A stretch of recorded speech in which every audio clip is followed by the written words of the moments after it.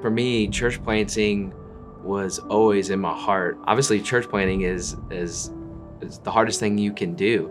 And then we got married in 2009, and God called us to pastor in Sebring, Florida, and we did that for 6 years. And in 2017, we had the opportunity to come to Knoxville, Tennessee, and join City Hills Church. It was a church plant, only a year and a half old, and it was amazing to be a part of that journey. Yeah, in 2019, I came to AshLee. We were only living in Knoxville for a couple of years, and I said, I think God's put it in my heart to plant a church in Indianapolis, Indiana, which is our hometown where we're from.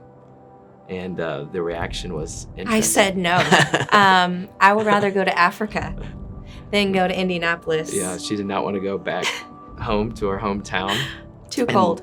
So I just told God, I said, well, God, you heard her, and I have to live with her. So you talk to her, and then I'll know that it's of you. And so in 2022, during a time of 21 days of prayer, you came. Yeah, I said, the Lord is stirring and changing my heart for planting a church in Indianapolis. Yeah, and so I said, well, we'll hide it in our hearts for 6 months. So we were doing 21 days of prayer and fasting in January. And if we still feel strongly about it, we'll go to Pastor Brandon and Kara Shanks, who's our pastors, and kind of give it to them open-handedly. Of course, they were so generous and so kind, and just said, hey, you guys got this. You can do this, and we'll support you.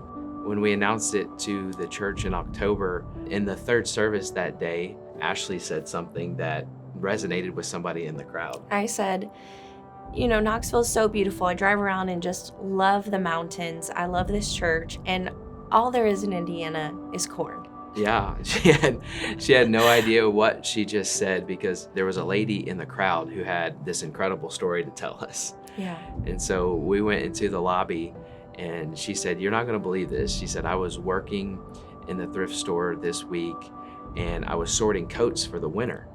And I was listening to a message in my headphones, and the pastor was saying that the harvest is ready, but the harvest is just waiting for laborers.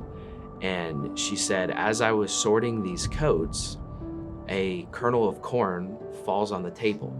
And she said, God spoke to me in that moment. She said, take that kernel of corn, because I'm going to use it to encourage somebody this week.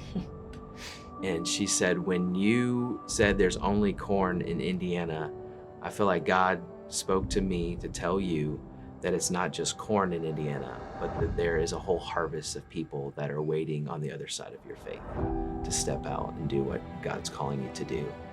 And it's just moments like that God keeps nudging us along and keeps showing us his faithfulness. Right. And just the people that have surrounded us with their prayer, with their generosity, with their love and support. It's just been so incredible.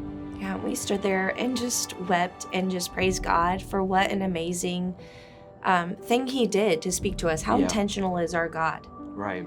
To make that happen. And what's amazing is that is so in line with the dream that God has put in our hearts for Legacy Church, that it's not just for our family to go and to reap the harvest that's already ready. Right. The people that are ready to hear the good news, the gospel of Jesus Christ. It's also for so many others to experience all that God has for them, the calling God has for them, and the new things, and just the things that God can do for you. That's for your family as well. Yeah, it's not just us that people are waiting for on the other side of our faith to step out and do something, but God's calling all of us, that the harvest is ready.